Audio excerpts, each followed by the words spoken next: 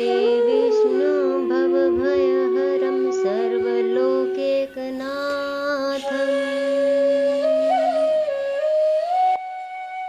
ॐ नमो भगवते वासुदेवाय नमः।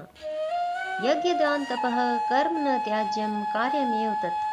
श्रीमद् भागवत गीता में भगवान श्री कृष्ण के ये वचन अत्यंत महत्वपूर्ण है।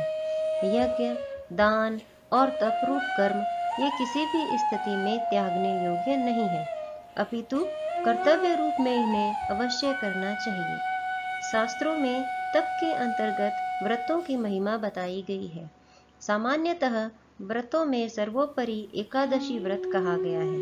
जैसे नदियों में गंगा, प्रकाशक तत्व में सूर्य, देवताओं में भगवान विष्णु की प्रधानता है, वैसे ही व्रतों में एकादशी व्रत की प्रधानता है।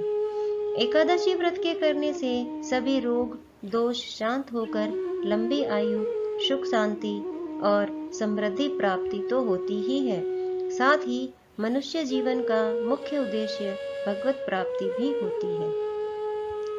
संसार में जीव की स्वाभाविक प्रवृत्ति भोगों की ओर रहती है, परंतु भगवत सन्निधि के लिए भोगों से वैराग्य होना ही चाहिए। संसार के सब कार्यों को करते हुए भी कम से कम पक्ष में एक बार हम अपने संपूर्ण भोगों से विरत होकर स्व में स्थित हो सकें और उन क्षणों में हम अपनी सात्विक वृत्तियों से भगवत चिंतन में संलग्न हो जाएं। इसी के लिए एकादशी व्रत का विधान है। एकादश्याम न भुजेत पक्षयोरु भयोरपि। दोनों पक्षों की एकादशी में भोजन न करें। वास्तव में शास्त्रकारों ने व्रत का स्तर स्थापित किया है। अपनी श्रद्धा और भक्ति के अनुसार जो संभव हो करना चाहिए।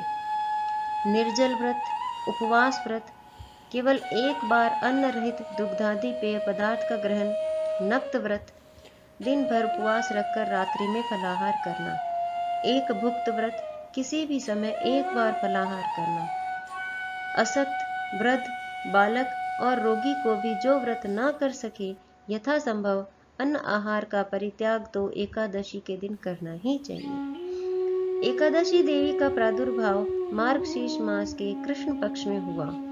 पुराणों में 26 एकादशियों की अलग अलग कथाएं आती है, जिन्हें पढ़ने पर स्वाभाविक रूप से एकादशी व्रत के प्रति श्रद्धा जागृत होती है। अतः यहाँ इन 26 एकादशियों की कथाओं का पद्म पुराण के आधार पर प्रस्तुत किया जा रहा है।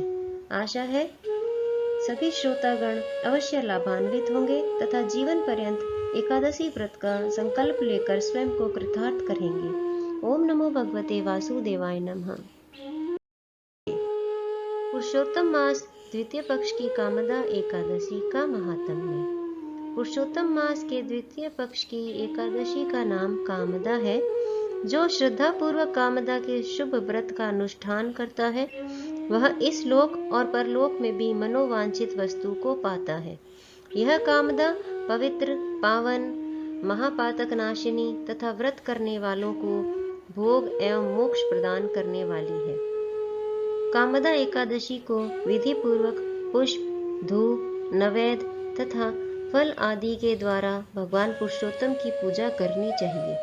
व्रत करने वाला वैष्णव पुरुष दशमी तिथि को कांसे के बर्तन, उड़द, मसूर, चना, कोदो, साग, मधु, पराया अन्न, 2 बार भोजन तथा मैथुन, इन 10 का परित्याग करे।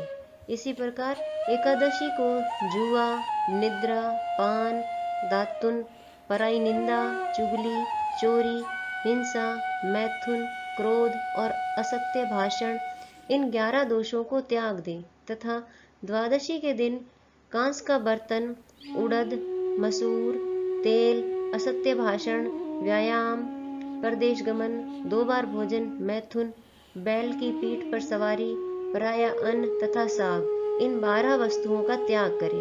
राजन, जिन्होंने इस विधि से कामदा एकादशी का व्रत किया और रात्रि में जागरण करके श्री पुरुषोत्तम की पूजा की है, वे सब पापों से मुक्त हो परम गति को प्राप्त होते हैं। इसके पढ़ने और सुनने से सहस्त्र गोदान का फल मिलता है। इसी के साथ पुरुषोत्तम मास द्वितीय पक्ष की कामदा एकादशी का महात्म्य पूर्ण हुआ। ओम नमो भगवते वासुदेवाय नमः।